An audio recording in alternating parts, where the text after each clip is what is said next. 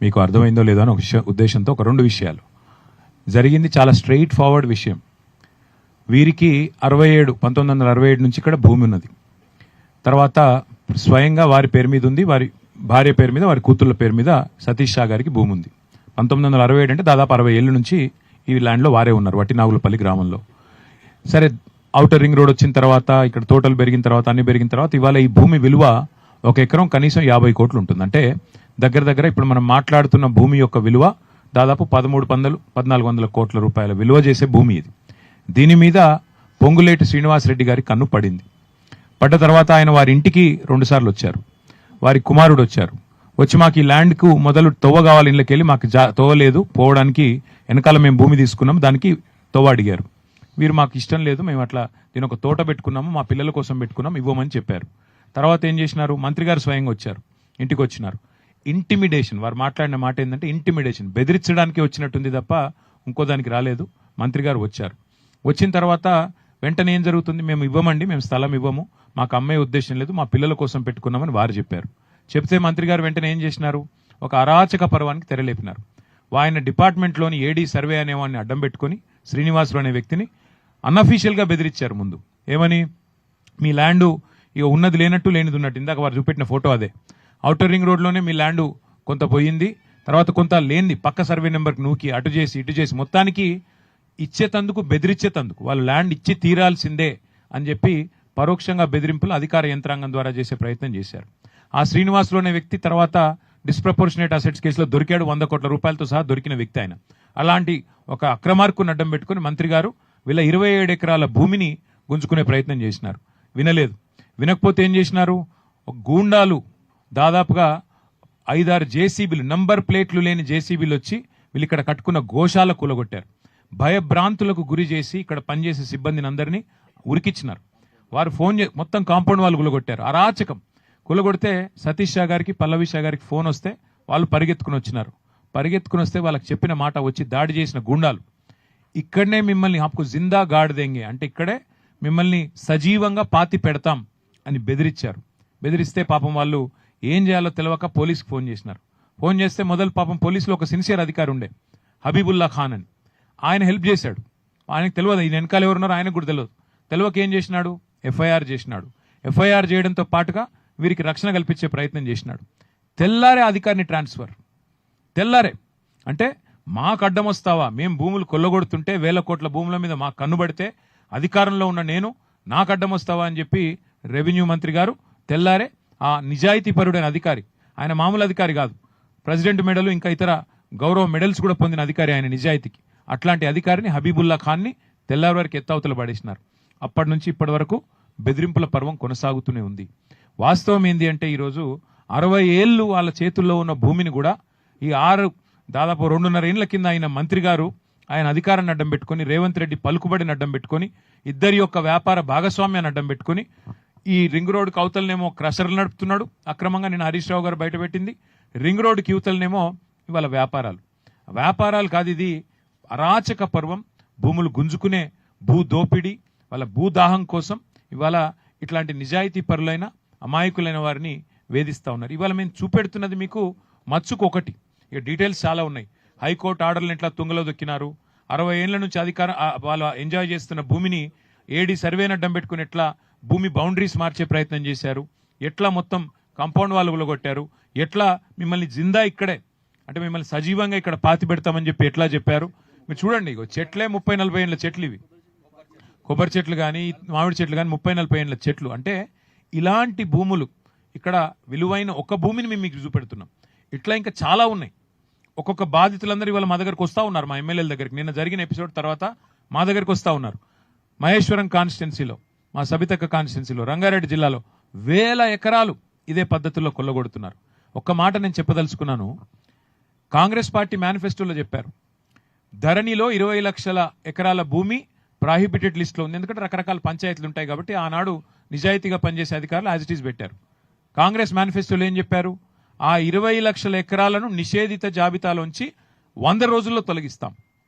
ఇది చెప్పిన మాట మేనిఫెస్టోలో. ఇవాళ జరుగుతున్నది ఏంది, 2.5 ఏళ్ల తర్వాత ఇట్లాంటి అమాయకులందరినీ అధికారాన్ని అడ్డం పెట్టుకుని, అధికారులను అడ్డం పెట్టుకుని అరాచక పర్వానికి తెరలేపి 1,00,00,000 ఎకరాల భూమిని ఇవాళ నిషేధిత జాబితాలో పెట్టారు. 22A పెట్టారు. ఏం చెప్తున్నారు డైరెక్ట్ గా, మీరు మా దగ్గరకు వచ్చి మీ భూమిలో 50% ఇస్తే మీరు అందులోకెళ్ళి తీసేస్తాం, లేకపోతే తీయం. ఏం చేసుకుంటారో చేసుకోపోండి, ఎవడికి చెప్పుకుంటారో చెప్పుకోపోండి. సతీష్ షా గారు చెప్పిందంతా మీరు విన్నారు. ఇప్పుడు పల్లవి షా గారు వారు हिंदी में और तेलुगु हिंदी जो भी English what ever you Hindi में बोल दीजिए, जरा बोल दीजिए, हिंदी में बोलिए. हेलो, मैं पल्लवी शाह बोल रही हूँ और मैं इस ज़मीन की मालिक हूँ और हम दिवाली के बाद अक्टूबर से हम बहुत परेशान हैं और इसकी वजह ये है कि पहले वो लोग हमारे पास मिलने आए, बात करने आए. दैट टाइम हमको नहीं मालूम था कि क्या इंटेंशन है. अब हम रिलेट कर पा रहे हैं.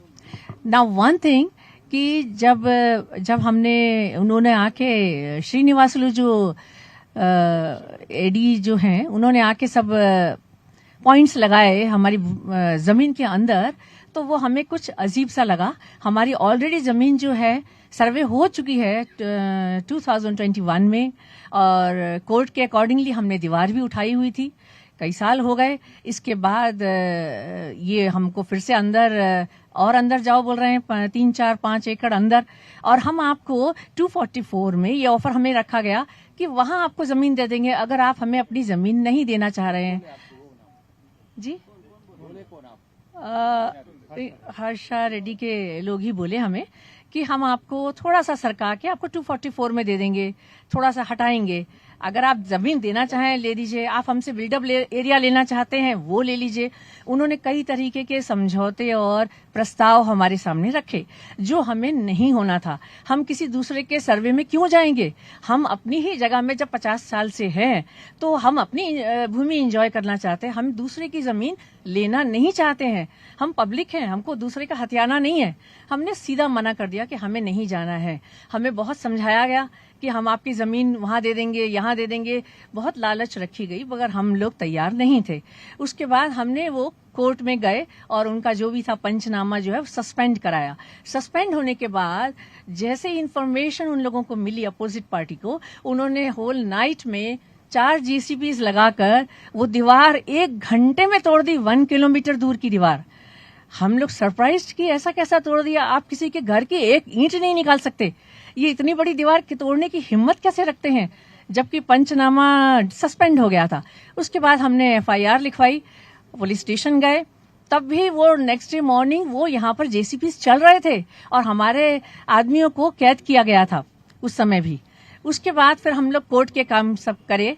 आफ्टर सम डेज गॉन जाने के बाद अगेन एक हमला हमारे ऊपर होता है जिसमें कि 70 गुंडाज जो है रात को 1 बजे आते हैं, काले कपड़े और नकाब में रहते हैं और वो JCPs के साथ आते हैं. हमारे सारे सिक्योरिटी गार्ड्स को, हमारे लोगों को उन्होंने बंदी बना लिया और उनके सारे सेलफोन छीन लिए. हमें मालूम पड़ा तो रात के 1 बजे मैं, मेरी डॉटर और मेरे हस्बैंड भागकर इधर आए और उस दिन हम सुबह मॉर्निंग 7 o'clock तक खेत पर स्टैंडिंग पोजीशन में खड़े रहे. और उस दिन का माहौल तो ऐसा था कि हमने वकील को जब डिस्क्राइब किया तो वकील ने कहा ये तो पिक्चरों में और फिल्मों में हमने देखा था, ये लाइव आपका ऐसा कैसा है? This is very surprising. हमने उसको कैसे फेस किया है वो हमें मालूम है. हमारे हस्बैंड, हम लोग इनोवा गाड़ी की लाइट ऑन करके उनको देख रहे थे क्योंकि उन्होंने सारी पावर लाइन लाइट्स कट करके उन्होंने अंदर 2-2 फीट के गड्ढे भी कर दिए. बात करते ही 70 पीपल किसको बोलते हैं आप, 1 घंटे में उन्होंने 3 एकड़ जमीन में गड्ढे करना और अंदर घुस जाना. और उसके बाद उन्होंने हमारे हस्बैंड को बोला इस तरफ आप आए हमारी इस एरिया में तो आप लोगों को हम जिंदा गाड़ देंगे. तो ये एक तरीके की धमकी थी. और उस समय हमें पुलिस, गच्चीबौली पुलिस स्टेशन का बहुत सपोर्ट मिला जिसमें मैं हबीबुल्ला का नाम लेना चाहूंगी. वो बहुत ही ईमानदार आदमी थे और उन्होंने रात के 1-2 बजे तक वो हमारे साथ थे और बाकी लोगों को पकड़कर उन्होंने पुलिस स्टेशन में डाला. उसके बाद उन्होंने FIR भी दर्ज करी हर्षा के खिलाफ जिसकी वजह से उनको उनकी नौकरी से हटा दिया गया. This is very very sad. और मेरी तो शुभकामनाएं उनके साथ हैं, हबीबुल्ला जी के साथ. मैं चाहती हूं कि वो वापस किसी पोस्ट पर आना चाहिए. ऐसे लोग पुलिस विभाग में रहनी चाहिए. 10 आदमी हबीबुल्ला के जैसे रहने चाहिए तो ये तेलंगाना सुधर सकता है.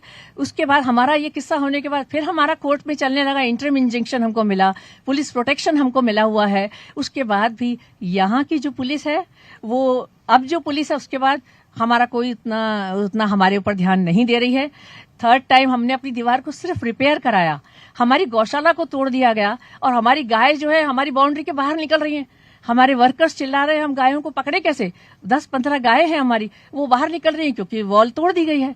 एनीवे, फिर हमने वो पुलिस वाले भी हमें प्रोटेक्ट नहीं करे। उगादी के दिन उन्होंने हमारी रिपेयर की हुई छोटी सी दीवार हमने उठाई क्या थी, वो रिपेयर किया था, तो उसको भी पुलिस वाले यहाँ पुलिस बैठी हुई है, गाड़ी खड़ी है पुलिस की, लेकिन वो लोग अंदर आए नहीं। हमारे लोगों को पकड़ के पुलिस वाले हमारे ही लोगों को ले गए पुलिस स्टेशन में, उनको मारे, उनको वो करे, मारे पीटे और अंदर कैद कर लिए। यहाँ खेत पर कोई था ही नहीं। उगादी में हम किसी और फंक्शन में थे, हम भागकर इधर आए, हमने देखा हम हस्बैंड वाइफ दोनों ही हैं, हमारे कोई वर्कर नहीं था यहाँ पर। वो भी बड़ा खराब सिचुएशन था। एंड पुलिस वाले is eating their food, they were sitting that side,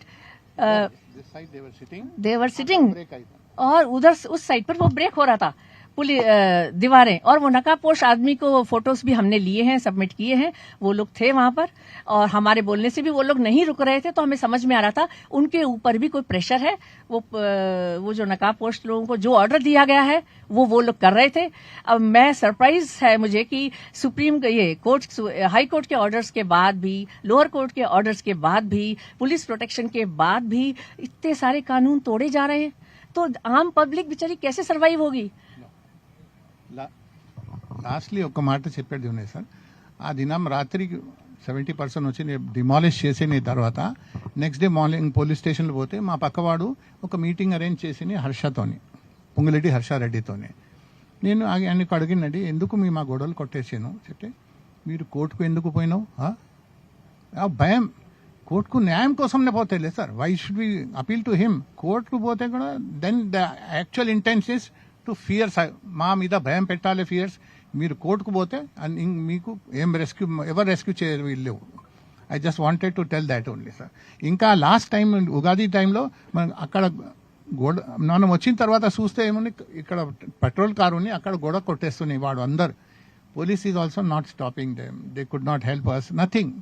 చేసి మీకు ఇన్ఫార్మ్ చేస్తున్నాం sir. Thank you sir.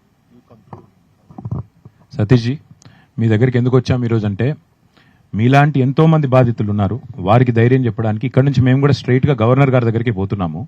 Governor గారి దగ్గర ఈ అక్రమ మంత్రి, ఇప్పుడు మీరు చెప్పిన ఒక మాట, మీరు చూడండి ఒక మాట వారు చెప్పింది సతీష్ గారు, అంటే నేనే రాజు నేనే మంత్రి, ఈ రాష్ట్రంలో ఇంకా కోర్టులు లేవు, పోలీస్ స్టేషన్లు లేవు, మా రాజ్యం మేము ఇష్టం వచ్చినట్టు చేస్తాం, ఎవరి భూములు కావాలంటే వారి లాక్కుంటాం, మీరు మా మాట వినకపోతే బెదిరిస్తాం, మీరు కోర్టుకు ఎందుకు పోయారు, కోర్టు ఏం చేయలేదు అనేంత ఒక ధిక్కార ధోరణి, ఒక గూండాగిరి, గూండా రాజ్యం ఏదైతే నడుస్తున్నదో, వాళ్ళ సతీష్ షా గారికి, పల్లవి షా గారికి సంపూర్ణంగా అండగా నిలబడతాం.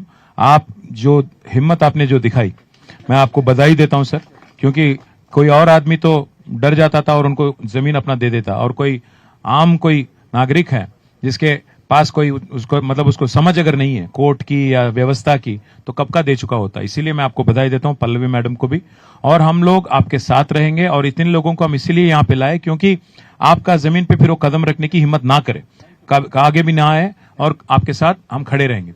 ఇంకొక మాట ఏమంటే వారు చెప్పింది ఇవాళ మీరు అర్థం చేసుకోవాల్సింది, ఈ పొంగులేటి శ్రీనివాస్ రెడ్డి గారి వ్యవహారం, రేవంత్ రెడ్డి గారి వ్యవహారం ఈ ఒక్క భూమితో ఆగలేదు.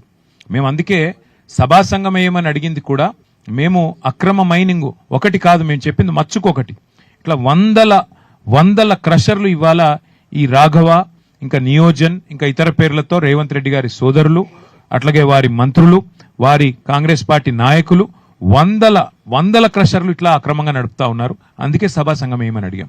అట్లాగే ఈ 1 కోటి ఎకరాల నిషేధిత భూముల విషయంలో కూడా ఎట్లా అధికార యంత్రాంగాన్ని అడ్డం పెట్టుకొని కోర్టు తీర్పులను కూడా కాలరాస్తూ, కోర్టు ఇచ్చిన తీర్పులను కూడా ఇవాళ ఖతం చేస్తూ వ్యవహారం చేస్తున్నారు.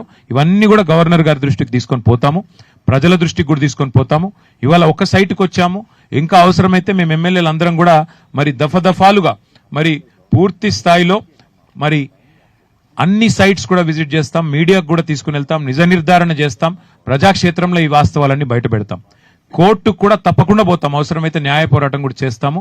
నేను పోలీస్ యంత్రాంగానికి కూడా ఒక హెచ్చరిక చేస్తా ఉన్నా, ఇక్కడ గోడలు గుల్లగొడుతుంటే అక్కడ పక్కన కూర్చొని టిఫిన్లు తింటా ఉన్నారంటే, నిజాయితీ పరులైన అధికారులను ఎట్లాగూ వీళ్ళు ఉండనివ్వరు, బతకనియరు. హబీబుల్లా ఖాన్ ఎట్లయితే తీసి పారేసినారో, మరి మాకు కూడా ఆ గతి పడుతుందని చెప్పి కొంతమంది పోలీసులు కూడా ఇవాళ వీళ్ళ అరాచకాలకు వంత పాడుతున్నారు, అరాచకాలకు మద్దతు పలుకుతున్నారు. ఆ అధికార యంత్రాంగానికి నేను హెచ్చరిస్తా ఉన్నా, 2-2.5 మళ్ళీ మా గవర్నమెంట్ వస్తుంది. ఈ అక్రమాలకు ఎవరు అండగా నిలబడ్డా, ఇట్లా పేద ప్రజల్ని, ఇట్లా మధ్యతరగతి ప్రజల్ని, ఇట్లా రాజకీయ నాయకత్వంతో సంబంధం లేని వాళ్ళని ఎట్లా పడితే అట్లా ఆడుకుంటాం, ఎట్లా పడితే అట్లా చేస్తాం, దానికి మేము రేవంత్ రెడ్డికి, పొంగులేటి శ్రీనివాస్ రెడ్డికి అండగా నిలబడతామంటే మీకు తప్పకుండా మీ డైరీలో రాసుకొని పేర్లు మీ అందరికీ కూడా వదిలిపెట్టము. ప్రతి ఒక్కరి మీద కూడా రిటైర్ అయితే కూడా విచారణ జరిపిస్తాము. మీరు నిజాయితీగా మీ డ్యూటీ చేయండి, నిజాయితీగా డ్యూటీ చేయండి, న్యాయం వైపు నిలబడండి, ధర్మం వైపు నిలబడండి, ప్రజల వైపు నిలబడండి. మేము వేరేం అడగట్లేదు. కానీ మీరు ఇట్లా అక్రమాలకు, వారు చేస్తున్న దుర్మార్గాలకు అండగా నిలబడితే మాత్రం తప్పకుండా మీకు కూడా ఊచలు లెక్క పెట్టే రోజు వస్తుందనే మాట కూడా తెలియజేస్తూ, మీడియాతో కూడా మా రిక్వెస్ట్, దయచేసి మీరందరూ కూడా, వేరే బాధితులు కూడా దయచేసి నేను విజ్ఞప్తి చేస్తా ఉన్నా, ఇట్లా వీరు చేస్తున్న అరాచకాలకు కొంతమంది భయపడుతున్నారు, కొంతమంది వచ్చి లోపల చెప్పుకుంటున్నారు. మొన్న శంషాబాద్ మండలంలో ఒక ఉదాహరణ చెప్తాను నేను మీకు. నవాబుల కాలం నుంచి వాళ్ళ దగ్గర 500 ఎకరాలు జాగుండే, అమ్ముకుంటూ పోతే ఇప్పుడు మిగిలింది 250 ఎకరాలు. వాళ్ళు వచ్చారు మొన్న నా దగ్గరికి, వచ్చి చూపెట్టారు, సార్ ఇది మా దగ్గర, మాకు స్వాతంత్రం వచ్చినట్టు నుంచి నిజాం కాలం నుంచి మా దగ్గర ఉంది, మొన్న నిషేధితుల జాబితాలో పెట్టినారు, మాకు రెవెన్యూ మంత్రి గారి ఆఫీస్ నుంచి ఫోన్ వచ్చింది, ఏందయ్యా అంటే రెవెన్యూ మంత్రి గారు బెదిరిస్తున్నారు సార్, ఎకరానికి 2 కోట్ల రూపాయలు డబ్బులన్నా ఇవ్వాలంట, 250 ఎకరాలకి అంటే 500 కోట్లు ఇవ్వాలంట, లేదంటే జాగానన్నా రాసియాలన్నట సార్, ఒక 100 ఎకరాలు జాగా రాసియాలన్నట. ఇది ఏం అన్యాయం సార్, ఏం అరాచకం సార్ అని చెప్పి వారు చెప్పారు. మరి నేను చెప్తాను, ప్రెస్లో మాట్లాడతానంటే దయచేసి మా పేరు బయట పెట్టకండి సార్, పేరు బయట పెడితే చంపేస్తారు, వీళ్ళు చాలా దుర్మార్గులు సార్, చంపేస్తారు, మేము కాపాడుకుంటాం సార్, కోర్టుకు పోతాం, కాపాడుకుంటాం, కానీ మీ గవర్నమెంట్ వచ్చినాకన్నా మాకు హెల్ప్ చేయండి అని చెప్పిపోయారు. అందుకే వేరే బాధితులకు కూడా మేము పిలుపునిస్తున్నాం. అవసరమైతే మా పార్టీ ఆఫీస్ ఉంది, లీగల్ సెల్ ఉంది, మీరు రండి, మీ పేర్లు బయట పెట్టాం, మాకు తెలుసు ఈ గుండాల నుంచి మీకు భయం ఉంటుంది, మాకు తెలుసు, పేర్లు బయట పెట్టాం, కానీ న్యాయపరంగా మీకు అండగా నిలబెడతాం. ఎవరైనా పేరు బయట పెట్టండి మాకేం కాదు అంటే తప్పకుండా వారికి అండగా నిలబెడతాం. అట్లాగే 1 కోటి ఎకరాలు నిషేధిత జాబితాలో పెట్టి వీళ్ళు చేస్తున్న అరాచకాల్ని మాత్రం వదిలిపెట్టం. తప్పకుండా మా పార్టీ శాసనసభాపక్షం మొత్తం ఎంబడ ఉంటుంది. దాంతోపాటు వీళ్ళు అక్రమ మైనింగ్ ఏదైతే చేశారో ఆ అక్రమ మైనింగ్ లో చట్టం ప్రకారం 1 ఇయర్ కఠిన కారాగార శిక్ష వేయాలి. ఈ మంత్రి గారు వెంటనే రాజీనామా చేయాల్సిందే. ఖచ్చితంగా ఈ ప్రభుత్వం సిబిసిఐడి అని చెప్పి మంత్రిని కాపాడే ప్రయత్నం చేస్తున్నది. నేను మా నాయకుడు కౌశిక్ రెడ్డి గారిని, మా సోదరుడు ఏం అనలేదు, నిజానికి ఆయన కేవలం అడిగింది ఒకటి, ఏ పార్టీ నీది అని అడిగిండు మాట్లాడుతుంటే. ఆయనను కూడా నిన్న దాడి చేసే ప్రయత్నం చేస్తా ఉన్నారు. తప్పకుండా నేను మళ్ళీ ఒకసారి చెప్తా ఉన్నా, మా ఎన్ని రకాల మీరు డైవర్షన్ టాక్టిక్లు ప్లే చేసినా మిమ్మల్ని వదిలిపెట్టాం. ఖచ్చితంగా సభ నిన్న ఏదైతే తప్పుదోవ పట్టించే విధంగా, రాష్ట్ర ప్రజల్ని తప్పుదోవ పట్టించే విధంగా మీరేదైతే వ్యవహారం చేశారో మంత్రి రాజీనామా చేయాల్సిందే. అట్లయితేనే సిబిసిఐడి నిష్పక్షపాతంగా పనిచేయగలుగుతుంది, లేకపోతే చేయలేదు. సభా సంఘం వేయండి, మీరు తప్పు చేయకపోతే భయపడకండి. ఆ మంత్రి గారిని అవసరమైతే బర్తరఫ్ చేయాలని చెప్పి మేము ఇప్పుడు గవర్నర్ గారిని కలుస్తాము. భూ కుంభకోణాలు బయట పెడతాము, మైనింగ్ కుంభకోణాలు కూడా బయట పెడతాం.